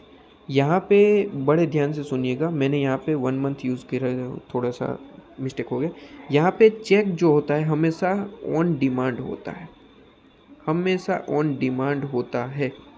Bills of exchange हो सकता है कि आपका 1 मंथ हो, 2 मंथ हो, लेकिन चेक हमेशा ऑन डिमांड देखने को मिलेगा। मतलब आपने जो है मिस्टर सी को जो है चेक दे दिया, ठीक है, 10,000 रुपये का, तो मिस्टर सी कभी भी जो है बैंकर के पास जाएंगे और पेमेंट ले सकते हैं। ड्रॉई कौन है? बैंकर है, स्पेसिफाइड बैंकर। पेमेंट कौन करने वाला होगा? ड्रॉई। भाई पेमेंट करने वाला कौन होता है? ड्रॉई ही होता है ना। जिसे पेमेंट रिसीव होगा वो कौन होगा? पेई। तो पेई कौन है? सी कभी भी ये बैंक से जो है अमाउंट ले सकता है, मेरी बात समझ में आ रहा है? यहाँ पे ये बिल्स ऑफ एक्सचेंज में क्या था, बिल्स ऑफ एक्सचेंज में लिमिट थी 1 मंथ की, तो 1 मंथ से पहले पहले अगर सी चाहे बी के पास से पेमेंट लेना नहीं ले सकता। ठीक है, ये बिल्स ऑफ एक्सचेंज में एक फ़ीचर है कि आपको जो है टाइम लिमिट देखने को मिलती है, जबकि चेक में जो है ऑन डिमांड ही हमेशा देखने को मिलता है। ऑन डिमांड का मतलब कभी भी जो है आप पेमेंट ले सकते हैं। ठीक है, डायरेक्ट चेक लेके जाइए आप बैंकर के पास, और बैंकर के पास जाएंगे आपको पेमेंट रिसीव हो जाएगा। ठीक है, तो इसी तरीके का यहाँ पे कहा गया है। अब ये कह रहा है कि क्या कह रहा है कि पेएबल ऑन डिमांड हो सकता है। ठीक है, और it include electronic image of a truncated check. अब ट्रंकेटेड चेक क्या मतलब होता है ट्रंकेटेड चेक का? देखिए, ट्रंकेटेड चेक का मतलब होता है, यहाँ पे एग्जांपल मैं आपको दूँ तो क्या होता है, बड़े ध्यान से देखिएगा। मिस्टर जी ए है, मिस्टर जी ए ने क्या किया, चेक दे दिया है ₹10,000 का, किसे? मिस्टर जी बी को। किसे दे दिया है? मिस्टर बी को 10,000 रुपीज़ का चेक दे दिया है। ओके, ये जो चेक दिया है मिस्टर बी का, तो मिस्टर ए ने चेक दिया है ना, तो मिस्टर ए का अकाउंट है BOB में, बैंक ऑफ बड़ौदा में। ओके, अब मिस्टर बी को चेक दे दिया, बैंक ऑफ बड़ौदा का ही चेक होगा सर, ओबियसली उसका बैंक अकाउंट जो है वो BOB में है। BOB की चेक बुक निकाली, चेक निकाला, उसमें सब अमाउंट फिलअप कर दी और अमाउंट लिख दी है ₹10,000 और मिस्टर बी को दे दी। ठीक है, मिस्टर बी का अकाउंट है BOI में, मिस्टर बी का अकाउंट है BOI में, BOB में अकाउंट नहीं है। तो ये चेक तो मिस्टर बी ने रिसीव कर दिया, तो क्या अब ये चेक लेके मतलब मिस्टर बी को जो है मिस्टर ए के अकाउंट, मतलब कि जहाँ पे अकाउंट है जो भी बैंक में, वहाँ जाना पड़ेगा? ये ज़रूरी है? बिल्कुल भी ज़रूरी नहीं है। आप एक काम कर सकते हैं, आप क्या काम कर सकते हैं, मिस्टर बी का अकाउंट किस में है? मिस्टर बी का अकाउंट है BOI में, तो वहाँ पे जो है आप ये चेक जो है आप यहाँ पे रिसिप्ट करवा दीजिए, मतलब कि वहाँ पे दे दीजिए बैंकर को। अब आपके थ्रू, आपके लिए जो है आपकी जो बैंक है BOI मिस्टर बी की, वो जो है कलेक्ट कर लेगी अमाउंट किसके पास से? मिस्टर ए की बैंक, मतलब कि BO से। ठीक है, BOB से वो अमाउंट कलेक्ट कर लेगी। तो अब यहाँ पे प्रश्न क्या होता है कि यहाँ पे क्वेश्चन ये होता है कि क्या BOI मतलब चेक मिलते ही निकल पड़ेगी रास्ते से, घूमते घूमते BOB के दरवाजे पे जाएंगी और कहेंगी कि हमारा एक कस्टमर है मिस्टर बी, उसका पेमेंट लेना है? ऐसा होगा? बिल्कुल भी नहीं होगा। तो फिर कैसे होगा? देखिए, यहाँ पे बहुत ही सिंपल सी बात होती है। क्या बात होती है बताओ ना? तो बताते हैं ना, सुनो ना, बताते हैं हम। ये जो BOI है वो क्या करेगी, जैसे ही ये चेक मिलेगा, जैसे ही ये चेक रिसीव होगा, उसकी एक इलेक्ट्रॉनिक इमेज क्रिएट करेगी। इलेक्ट्रॉनिक इमेज मतलब ये जो आपको पेपर मिला है, एक तरीके से ये चेक किस फॉर्म में होगा? एक पेपर फॉर्म में होगा। इस पेपर को जो है आपके जो इंटरनेट के माध्यम से इसका इलेक्ट्रॉनिक इमेज क्रिएट करेगी, और उसके बाद ये इमेज जो है वो BOB को भेज देगी। यहाँ पे 2 ऑप्शन होते हैं, या तो BOB को भेज दे, या फिर यहाँ पे बीच में एक मीडियम होता है जिसे हम कहते हैं क्लियरिंग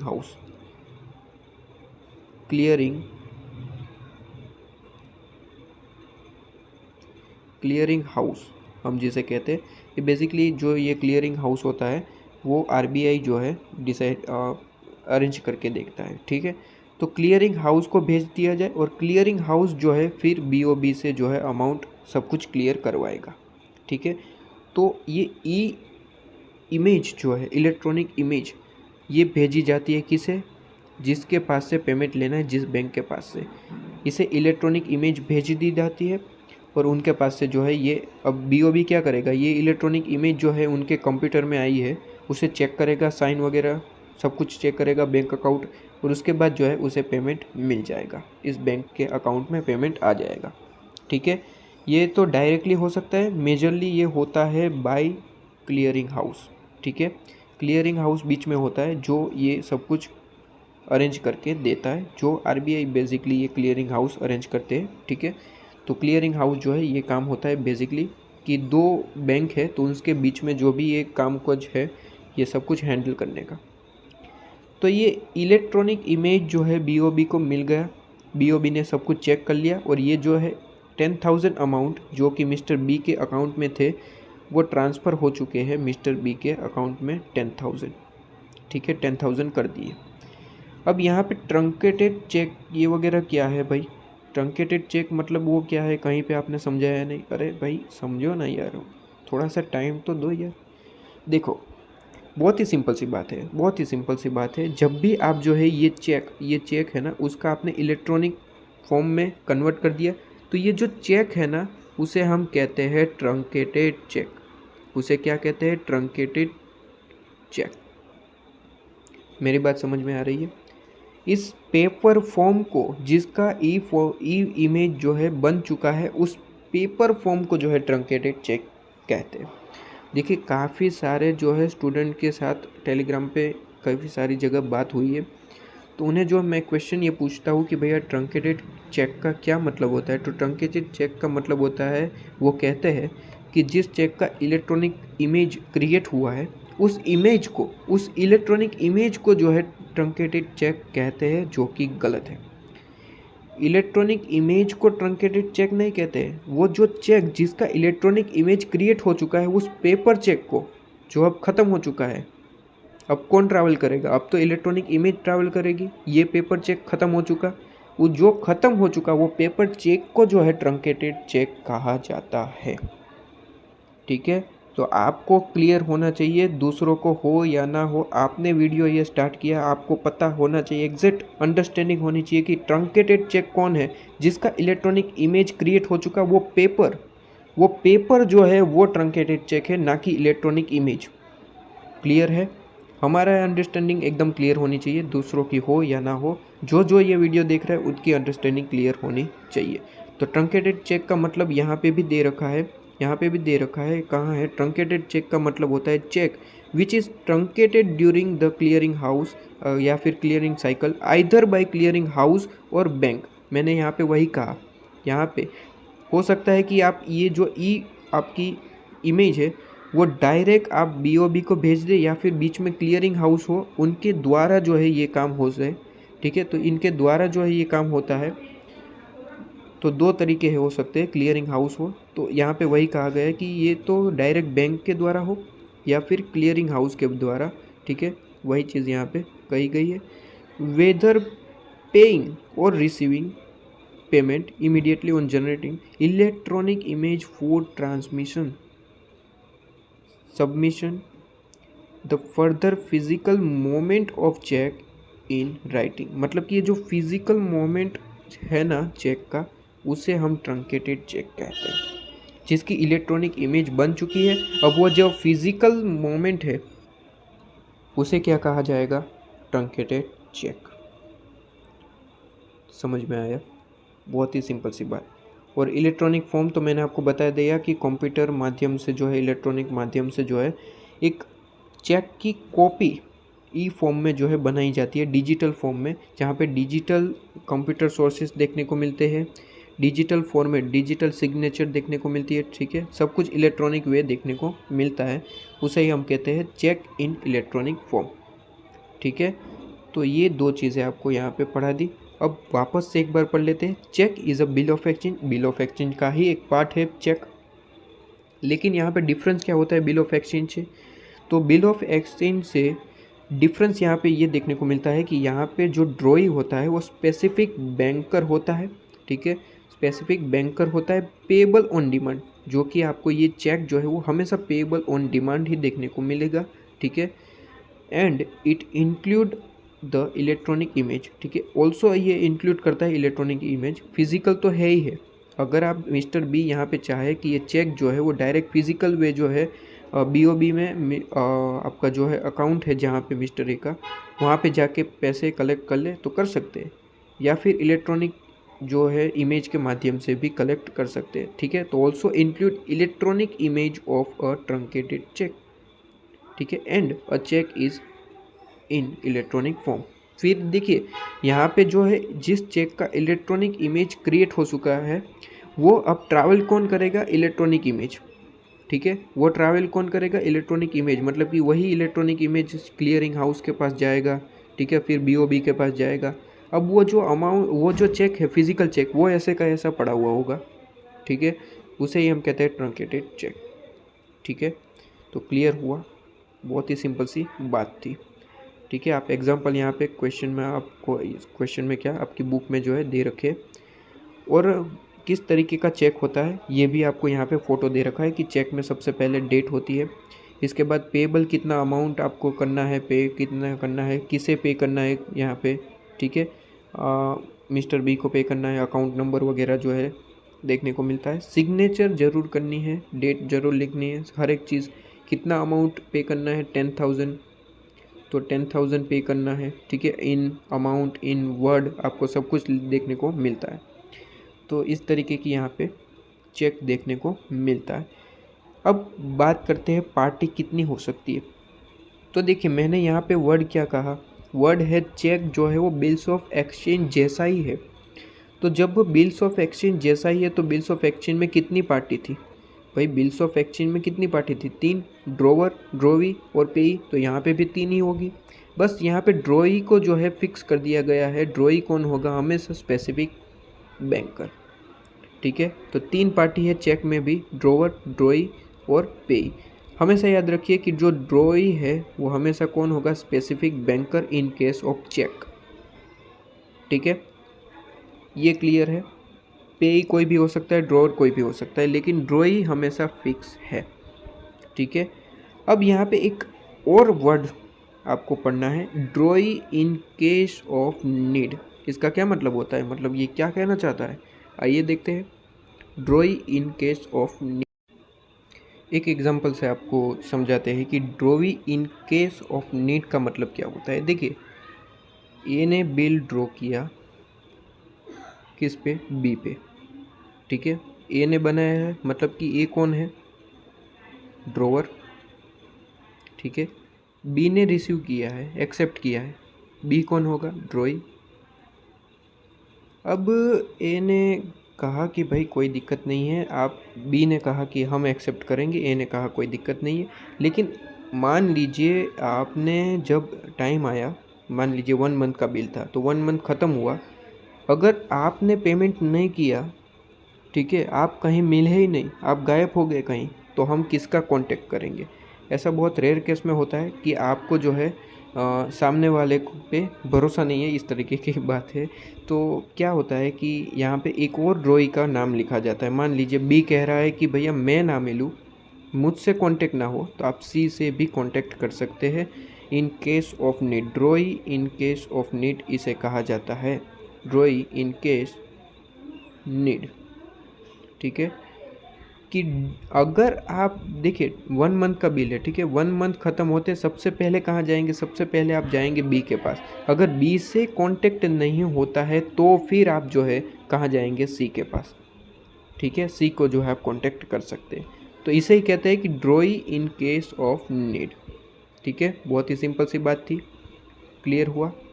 तो यहाँ पे थोड़े बहुत आपको जो है अच्छे कलर में जो है कलरफुल इन्फॉर्मेशन गिवन है, आप पढ़ सकते हैं कि ड्रोवर किसे कहते हैं, ड्रोई किसे कहते हैं और पेई किसे कहते हैं। तो ये तो बता चुका ना भाई, वापस बताओ क्या, ड्रोवर कौन है, जो बिल बना रहा है, ड्रोई कौन है, जो एक्सेप्ट कर रहा है कि हाँ मैं पेमेंट करूँगा, और पेई कौन है, जिसे पेमेंट रिसीव होने वाला है। ठीक है, और पेई में भी हो सकता है कि वो ड्रोवर ही हो। ठीक है, और हो सकता है कि डिफरेंट पर्सन हो, जिसका एग्जांपल मैंने आपको यहाँ पे समझाया था, है ना, एग्जाम्पल के साथ समझाया था, दोनों एग्जाम्पल लिए थे। ये रहा कि हो सकता है वहाँ पे 3 पार्टी अलग अलग हो सकता है कि वो ड्रोवर और पेई दोनों एक ही ठीक है, हो सकता है। ओके, इसके बाद नेक्स्ट टॉपिक हमारा जो आता है, एसेंशियल कैरेक्टरिस्टिक जो है चेक की, ये एक टॉपिक बाकी है, तो ये देख लेते हैं। देखिए all essential characteristic of bills of exchange, मतलब कि बिल्स ऑफ एक्सचेंज में जो भी कैरेक्टरिस्टिक थी, ये वाली जितनी भी कैरेक्टरिस्टिक थी वो यहाँ पे चेक पे भी लागू होगी, मतलब कि आपको देखने को मिलेगी। ठीक है, दो और कैरेक्टरिस्टिक है, कौन सी? एक तो आपको स्पेसिफिक बैंकर ही देखने को मिलेंगे कौन, ड्रॉवी में, और दूसरी है मस्ट बी पे ऑन डिमांड। जबकि बिल्स ऑफ एक्सचेंज जो है वो आपको यहाँ पे टाइम बेस्ड देखने को मिलता था, लेकिन जो चेक है वो हमेशा कौन होगा, पेएबल ऑन डिमांड, मतलब कि कभी भी जो है उसे पेमेंट लिया जा सकता है। ठीक है, तो यहाँ पे कहा गया है कि जो ये दो एडिशनल फीचर है वो आपको कहीं पे देखने को मिले तो वो मान लीजिए वो बिल नहीं है, वो कौन है, वो चेक है। ठीक है, वही चीज़ यहाँ पे लिखी गई है। और अगर ये दो फीचर नहीं है तो आप उसे कहेंगे कि वो बिल है, ठीक है, चेक नहीं है। ओके, इसके बाद हमारा टॉपिक है क्रॉसिंग ऑफ चेक, मतलब कि आप समझिए जो आप चेक बनाते हैं ना, चेक हमारा एग्जांपल यहीं पे था, ये चेक है आपके सामने। ठीक है, ये चेक है, तो ये चेक पे आप पता हो तो आपको पता ही होगा कि आप कहीं ना कहीं इस तरीके से क्रॉसिंग करते हैं, ताकि जो है यहाँ पे कुछ नाम वगैरह लिखते हैं कि इसे ही पेमेंट हो, इसके अलावा किसी पेमेंट ना हो। ठीक है, ये सारी क्रॉसिंग होती है। तो कितनी तरीके की क्रॉसिंग होती है इसके बारे में अब पढ़ना है। ठीक है, टाइप ऑफ क्रॉसिंग, क्रॉसिंग क्या होती है, क्या मतलब होता है क्रॉसिंग का, ये पढ़ना है। तो एक काम करते हैं, अब नेक्स्ट वीडियो से बनाते हैं। ठीक है, लेकिन पहले आपको एक काम करना है, प्लीज़ आपको एक रिक्वेस्ट कर रहा हूँ, आपको अगर ये वीडियो सही लग रहा है कि हाँ जी अच्छा पढ़ा है, तो आपको जो है कमेंट में ज़रा बता देना कि अच्छा है, एक्सप्लेनेशन अच्छा है। अगर कहीं पे कोई गलती भी है कि भाई यहाँ पे एग्जांपल ज़्यादा देने की ज़रूरत थी, आपने एक एग्जांपल ज़्यादा दिया हो तो बेटर अंडरस्टैंडिंग मिलती, तो ये आप मुझे इन्फॉर्म भी कर सकते हैं। ठीक है, मुझे कोई दिक्कत नहीं है, बल्कि ये तो मैं अपना जो है अच्छा मानूंगा कि आपने जो है मुझे एक रास्ता दिखाया है कि यहाँ पे मेरी गलती हो रही है और मैं उसे सुधार सकूँ।